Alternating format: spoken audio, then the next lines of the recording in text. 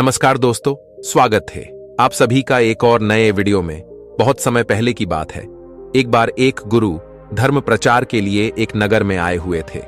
उसे नगर में सभी लोग उन गुरु का उपदेशों ने वहां पर पहुंच गए। सभी लोग बड़े ध्यान से उन महात्मा के उपदेशों को सुन रहे थे। तभी उन गुरु ने कहा, सदैव दूसरों की सहायता करनी चाहिए। इससे हमें सुख की अनुभूति होती है, हमें सुख की प्राप्ति होती है। जैसे ही उन गुरुवर ने यह बात कही, वहां पर उपस्थित सभी गांव वालों में से एक व्यक्ति जोर जोर से हंसने लगा और उन गुरुवर से कहता है, हे गुरुवर, आप जो कुछ कह रहे हैं वह सत्य है, क्योंकि मुझे इन सब बातों पर बिल्कुल भी विश्वास नहीं। क्या किसी की मदद करने से केवल हमें भला सुख की अनुभूति कैसे हो सकती है? आप जो कुछ भी कह रहे हैं वह सब असत्य, झूठ है। मैं इन सब चीजों में विश्वास नहीं करता। यह सारी बातें गुरुवर ध्यान से सुन रहे थे।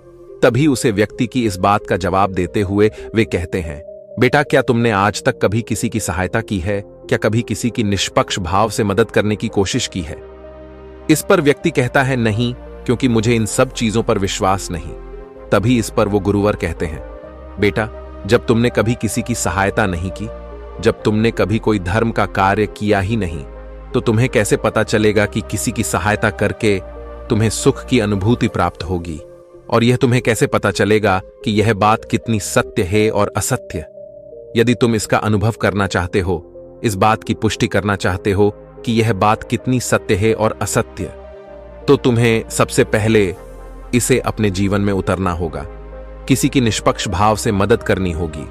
तभी तुम इसके बारे में जान सकोगे कि मैं सत्य कह रहा हूं या फिर असत्य। उन गुरुवर की यह सारी बातें सुनकर वह व्यक्ति शर्मिंदा हो गया। वह व्यक्ति ये बात जानता था कि उसने आज तक कभी किसी की निष्पक्ष भाव से सहायता नहीं की, ऐसा कोई कार्य नहीं किया जिससे उसे सुख की प्राप्ति हो। आगे वो गुरुवर सभी को इस बात को स्पष्ट तौर पर समझाने के लिए एक कहानी सुनाते हैं। वे कहते हैं कि गुरु और एक शिष्य अपनी यात्रा से लौट रहे थे। इस यात्रा के दौरान जहां पर भी उन्हें अनाज मिलता, वे उसे बटोर लेते, उसे ग्रहण कर लेते। एक पोटली गुरु के पास से थी और दूसरी पोटली शिष्य के पास। लगभग आधा मार्ग तय करने के बाद वह शिष्य अपने गुरुवर से कहता है, हे गुरुवर, बहुत जोर की भूख लगी है। यदि आप आज्ञा दें तो हम यहीं पर कुछ देर बैठकर विश्राम कर लेते हैं और भोजन भी कर लेंगे। उन गुरुवर ने कहा, ठीक है, यदि तुम भोजन करना चाहते हो तो यहीं पर हम कुछ देर विश्राम करके भोजन कर लेते हैं। इतना कहकर वह गुरु और शिष्य एक पेड़ की छाया में बैठ जाते हैं। उसी के सामने एक किसान खेती में काम कर रहा था।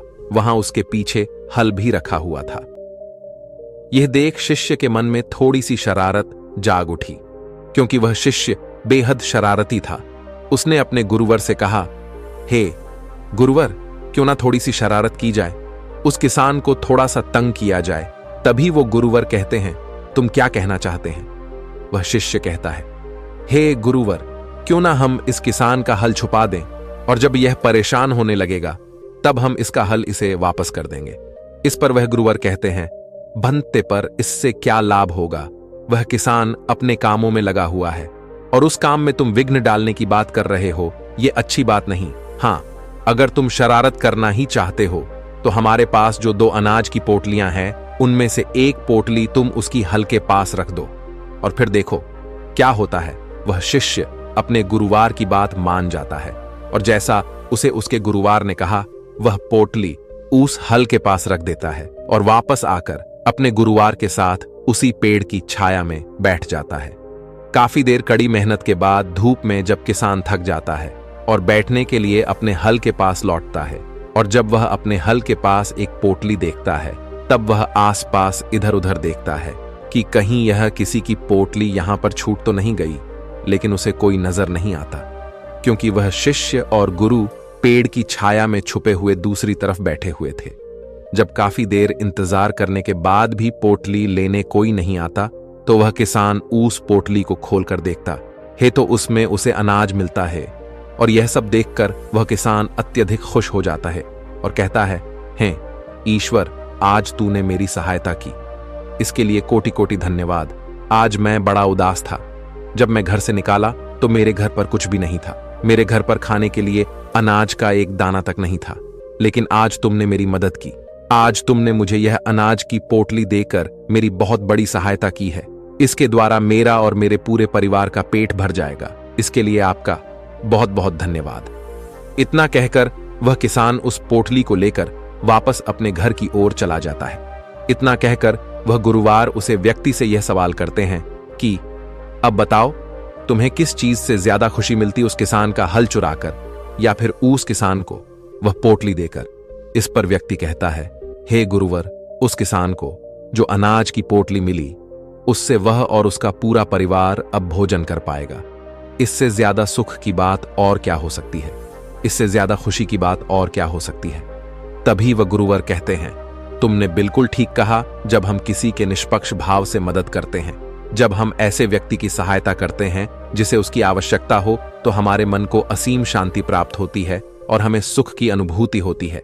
किसी व्यक्ति को परेशान करने से, तंग करने से, दुख देने से अच्छा है कि उसे हम खुशी दें। इतना कहकर वह गुरुवर कहानी में आगे बढ़ते हैं और कहते हैं, जिस प्रकार उस शिष्य ने यह कार्य करके सुख की प्राप्ति की खुशी का अनुभव किया, उसी प्रकार आप भी एक बार किसी ना किसी व्यक्ति की निष्पक्ष भाव से मदद जरूर करें। उन गुरुवर की यह बात सुनकर उस व्यक्ति को यह एहसास हो जाता है कि किसी को सुख देने में जो खुशी मिलती है, वह किसी को दुख देने में नहीं मिलती। इससे बड़ा ना तो कोई धर्म है और ना ही कोई पुण्य। यदि आप किसी भी जरूरतमंद की सहायता या मदद कर सकते हैं तो अवश्य करें, लेकिन इसका अर्थ केवल यह नहीं कि आप उसकी मदद धन दौलत से ही करें, बल्कि आप चाहे तो उसकी मदद कोई भी कार्य पूरा करवा के कर सकते हैं। कोई भी ऐसी मदद जो आप करने में सक्षम है। हमारी अगली सीख हमें अगली कहानी से मिलेगी।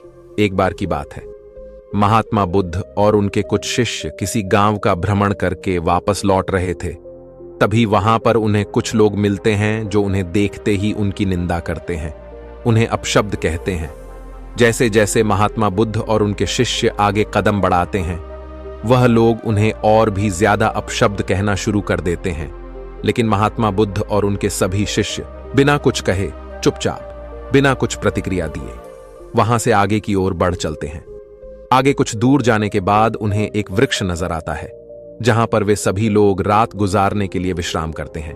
तभी पासी के गांव से कुछ लोगों का समूह वहां से होकर गुजर रहा होता है।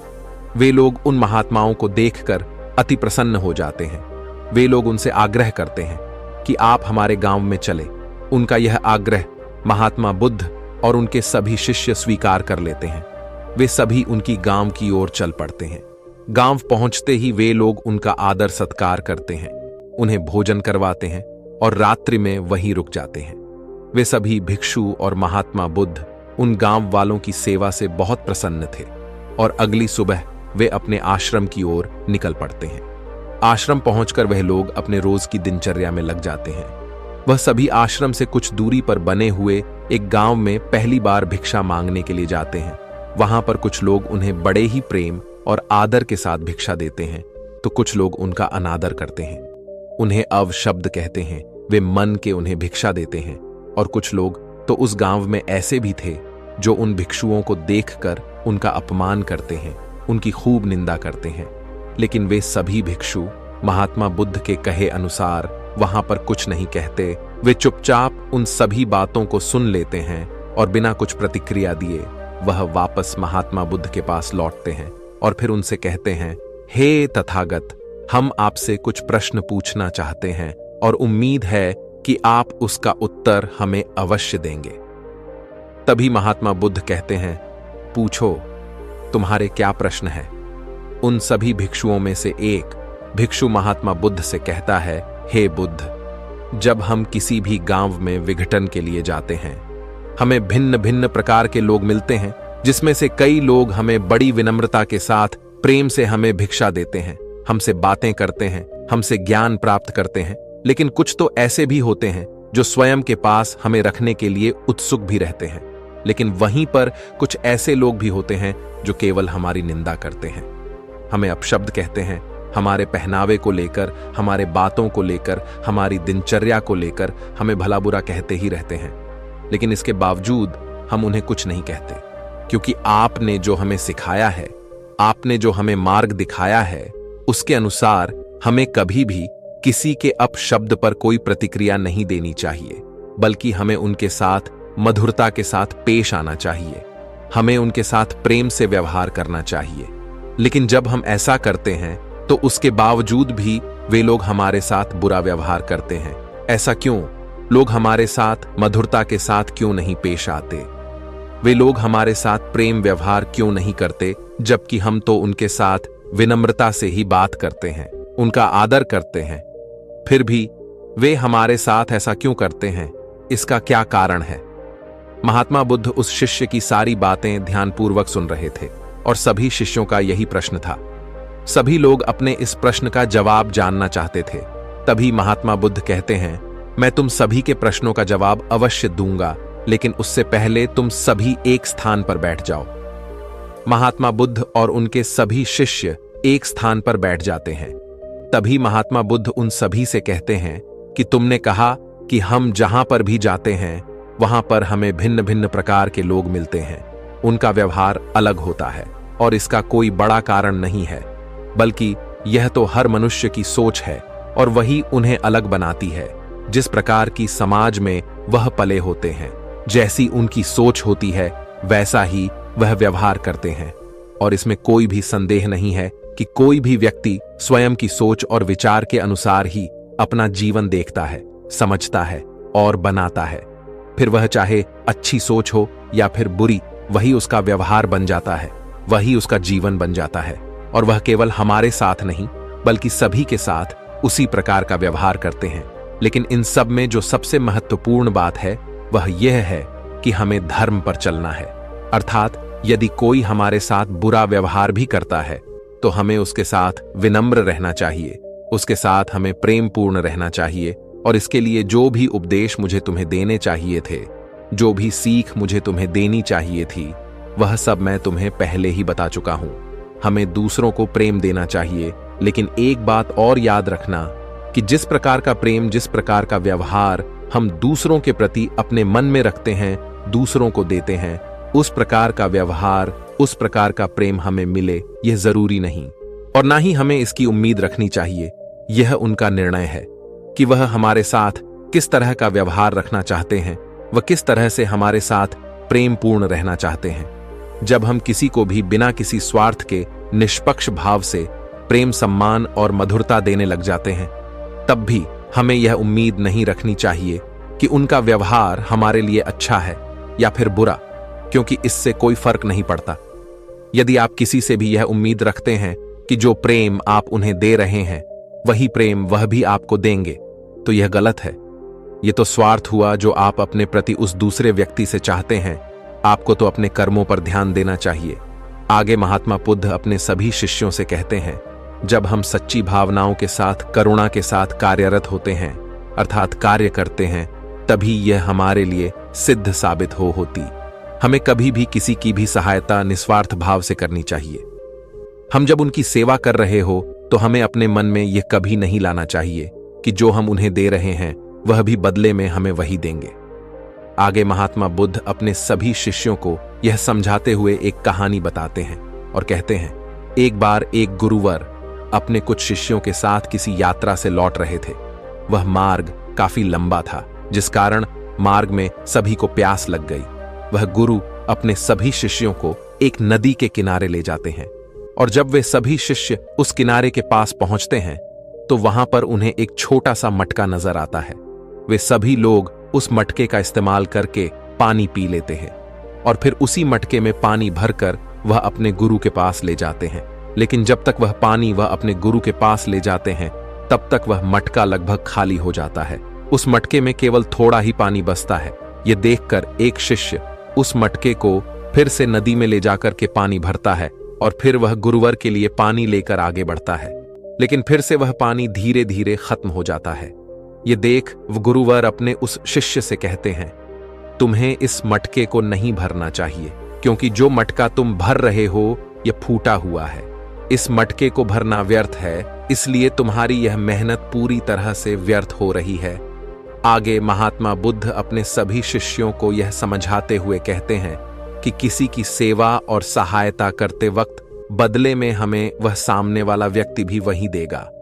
इसकी चाह रखना बिल्कुल व्यर्थ है, क्योंकि जब भी तुम किसी की सहायता करके यह आशा रखते हो कि सामने वाला भी तुम्हारे लिए ठीक वही करेगा, तुम्हें भी ठीक वही देगा, तो इससे केवल तुम्हें निराशा ही प्राप्त होगी। और तुम लोग भी वही चाहते हो।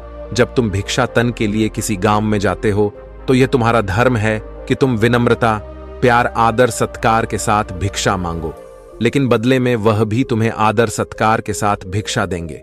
इसकी उम्मीद करना बिल्कुल व्यर्थ है, क्योंकि जब भी तुम किसी की सहायता करके यह आशा रखते हो कि सामने वाला भी तुम्हारे लिए ठीक वही करेगा, तुम्हें भी ठीक वही देगा, तो इससे केवल तुम्हें निराशा ही प्राप्त होगी। और तुम लोग भी वही चाहते हो। जब तुम भिक्षाटन के लिए किसी गांव में जाते हो तो यह तुम्हारा धर्म है कि तुम विनम्रता, प्यार, आदर, सत्कार के साथ भिक्षा मांगो, लेकिन बदले में वह भी तुम्हें आदर सत्कार के साथ भिक्षा देंगे। इसकी उम्मीद करना बिल्कुल व्यर्थ है। महात्मा बुद्ध के इस उपदेश को सुनकर वहां पर उपस्थित सभी शिष्य महात्मा बुद्ध की इस बात को अच्छी तरह से समझ जाते हैं और उनके प्रश्नों का जो उत्तर उन्हें चाहिए था वह भी उन्हें मिल जाता है। वह यह समझ जाते हैं कि किसी की सेवा के बदले उनसे वापसी में वैसी ही सेवा की आशा रखना बुरी बात है, गलत है, और यह हमारे दुखों का कारण बनता है। इसलिए कभी भी जब हम किसी की सेवा कर रहे हो, किसी की सहायता कर रहे हो, तो हमारे मन में ऐसी कोई भी इच्छा रखना व्यर्थ है। वे सभी लोग महात्मा बुद्ध के इस उत्तर को सुनकर संतुष्ट हो जाते हैं और वे सभी अपने कार्यों में लग जाते हैं। दोस्तों, हमारे जीवन में भी कुछ ऐसा ही होता है। हम किसी को दुख पहुंचाकर खुशी प्राप्त करने की कोशिश करते हैं, लेकिन बदले में हमें क्या मिलता है? केवल दुख।